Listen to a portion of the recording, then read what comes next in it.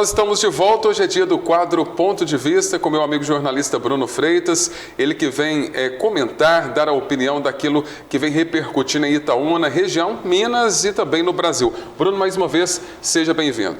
Muito obrigado, tudo bem com vocês? Estamos bem, até porque agora a temperatura caiu um pouquinho, né, Bruno? Está mais ameno à noite, no final do dia, tem chuvas aí durante o dia, a gente fica até mais tranquilo, menos nervoso.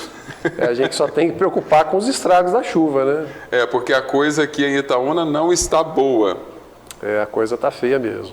Bruno, para a gente começar o quadro de hoje, o governo quer ao menos um posto de GNV a cada 400 quilômetros. Eu estava comentando em off aqui com você, mas é muito distante um do outro. Eu mesmo não circulo 400 quilômetros. É porque é uma meta de, no mínimo, um posto.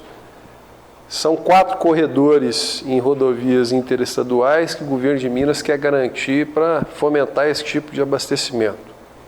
Para o Rio de Janeiro já tem os postos implementados. Agora eles querem terminar na Fernão Dias, na BR-116, na 262. Para Itaúna, o GNV é uma alternativa a mais quando o gasoduto Centro-Oeste estiver pronto. Para quem roda muito, representante comercial, motorista de aplicativo. Só que para compensar você instalar os tanques de gás no seu carro, para compensar você começar a abastecer, deixar de abastecer com etanol, o gás tem que ter um preço competitivo. Ainda mais que hoje nós estamos vivendo um momento de transição energética. Os carros elétricos estão aí. Aqui em Itaúna nós já temos vários. Portanto, o investimento para você usar o gás precisa valer. O governo de Minas, ele precisa fomentar isso além da instalação dos gasodutos e dos postos. Precisa implementar um programa de incentivo à redução do valor do gás, de incentivo ao abastecimento, porque aí sim ele vai ser competitivo. Senão não vai adiantar nada. O gás vai chegar e todo mundo já vai ter migrado para o carro elétrico com o custo por quilômetro rodado menor. Estaria chegando atrasado, Bruno? Muito atrasado. Está chegando atrasado. O problema do carro elétrico hoje no Brasil é que nosso país não tem infraestrutura. Itaúna não tem nenhum ponto de carregamento de carro elétrico. Se você tem carro elétrico, você tem que abastecer ele na sua casa, com o carregador fornecido por fabricante. Nos grandes centros urbanos, um problema frequente é você chegar num shopping ou em frente a uma loja de carros, onde habitualmente há esses pontos de carregamento, e está lotado, não ter vaga. Então, o Brasil não tem a infraestrutura necessária. E esse é um desafio muito grande para quem tem um carro elétrico. Mas isso aí já é outra história. Isso aí já é um problema para quem está comprando carro elétrico.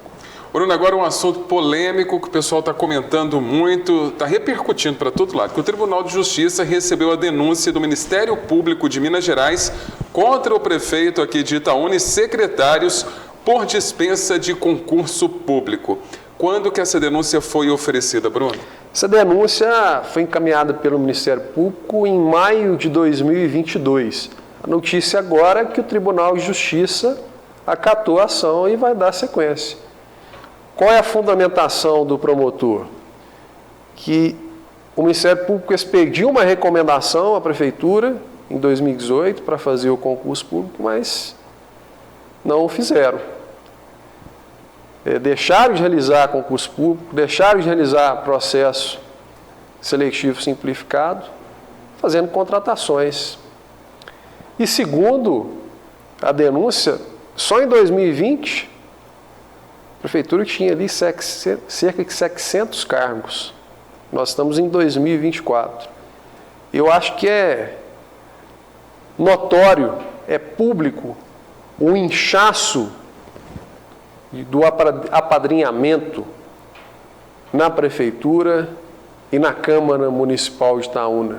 É visível essa gordura com salários. É claro que para a máquina pública funcionar, ela não pode contar só com os concursados, ela tem que ter alguns outros cargos comissionados de confiança para o governo conseguir executar, legislar, porque para quem não conhece o poder público, lá dentro é tudo muito engessado. Tudo é licitação, tudo é memorando, você não compra as coisas da noite para o dia, existe uma série de trâmites legais para se obter recursos, para realizar as obras. No caso de obras de infraestrutura, com o aumento dos custos da construção, por exemplo, os termos aditivos são necessários, porque se não for atualizando, as empreiteiras vão largando as obras. Olha a situação da creche do Santa Edviges. Então o poder público ele precisa ter mão, precisa ter braço para executar. Mas quando você contrata além da conta e não realiza o concurso público, ignorando inclusive aqui em Itaúna o concurso público que foi feito em 2016, chega-se a esse cenário, em que o Ministério Público denuncia, o Tribunal de Justiça acata e a população fica indignada, com razão. Bruno, agora eu te pergunto, o prefeito e o secretário se pronunciaram depois que essa notícia chegou até a imprensa? Não, a defesa do prefeito emitiu uma nota dizendo que está amparada por uma lei municipal. Tudo bem, é o argumento deles. Agora, a lei municipal se sobrepõe à federal? Interrogação. A defesa diz ainda que acredita na absolvição do prefeito.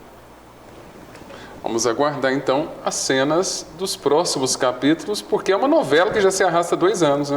Eu acho que o próximo prefeito de Itaúna vai ter que resolver muita demanda pendente e acho ainda que quando o atual prefeito deixar o cargo, ele ainda vai responder muita coisa na justiça. Agora, parece notícia repetida, assunto repetido aqui no quadro, porque praticamente toda semana a gente toca nesse assunto, né, Bruno? Um vídeo mostra as dificuldades em um ônibus ultrapassar um carro na estrada do Córrego do Soldado, que é na zona rural aqui de Itaúna. Você poderia contextualizar esse assunto para a gente, Bruno? Vamos lá, que a história é longa. Luciano, põe na tela, fato ocorrido dia 17 de março. Eu estava atrás de um ônibus ali, voltando para Itaúna, ali na estrada do Córrego do Soldado. Sim. E durante vários quilômetros, esse motorista de ônibus custou ultrapassar um carro que estava na frente dele. Um carro, diga-se passagem, rebaixado. O carro rebaixado, ele precisa andar mais devagar para conseguir se deslocar, senão ele agarra. Numa estrada de chão, uma estrada de terra, em que há mais buracos, mais devagar ainda. A situação é que, em vez do motorista, do condutor do carro, abrir passagem para o ônibus, ele ficou segurando o ônibus aí lá do calçamento, lá dos condomínios, quase até a MG 431. E a gente estava atrás do ônibus, literalmente, comendo poeira. Pedi a pessoa que estava comigo para gravar essa situação. Mas, gente, mais gentileza no trânsito. O trânsito é coletivo, o trânsito não é individualista. A gente fala muito aqui do transporte coletivo, dos usuários, mas eu trouxe isso aqui também para a gente se colocar também no lugar do motorista de ônibus aqui de Itaúna. O motorista de ônibus passa raiva demais, gente. Sabe? Tentou várias vezes ultrapassar o carro, vários pontos de ultrapassagem, pontos largos na estrada de chão. O motorista foi cauteloso, né?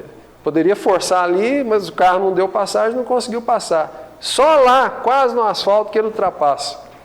Esses dias também um outro motorista, inclusive de Matheus Leme, me ligou também sobre aquela situação lá do hospital, em que as funcionárias reclamaram que estavam sendo deixadas para trás.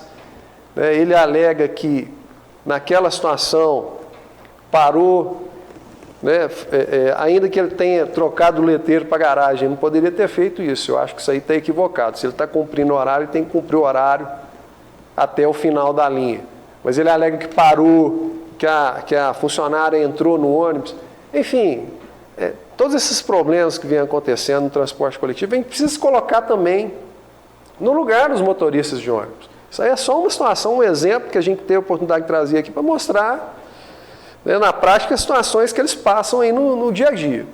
Em relação ao trânsito como um todo, aqui em Itaúna, a gente vê a falta que faz a fiscalização da Polícia Militar. A Polícia Militar está na rua, fazendo blitz, abordagem, porque a gente vê aí uma quantidade absurda de condutores que parecem que, para início de conversa, não tem nem habilitação, que não deveriam ter nem estar ali dirigindo, porque não tem habilitação. Segundo, que cometem os mais absurdos, as mais absurdas infrações de trânsito. Ontem, segunda-feira, eu recebi um vídeo incrível. Depois eu vou mostrar os vídeos para vocês lá no Rio Itaúna, de um motoqueiro passando ali na rua Cunha Quintão com um monte de saco de lixo na mão. Você sabe o que o motoqueiro fez? Tinha uma lixeira de um condomínio que tinha acabado de ser limpada lá pela pessoa responsável pelo condomínio. O motoqueiro passou pilotando a moto com um saco de lixo na mão, jogou os sacos de lixo em direção à lixeira. Em vez de parar, em vez de colocar, ainda que não seja morador, mas simplesmente jogou o lixo, sujou tudo de novo. Então você vê as mais absurdas situações no trânsito de Itaúna, reflexo de falta de fiscalização, de atuação, né, de orientação, que hoje qualquer um faz o que quiser. Avanço de sinal, subir em cima da calçada, andar com o veículo em cima da calçada, já virou coisa comum aqui em Itaúna. Coronel, eu agradeço a sua participação e te aguardo na quinta-feira. Acho que a gente tem que refletir muito se a gente realmente quer ser uma cidade educativa.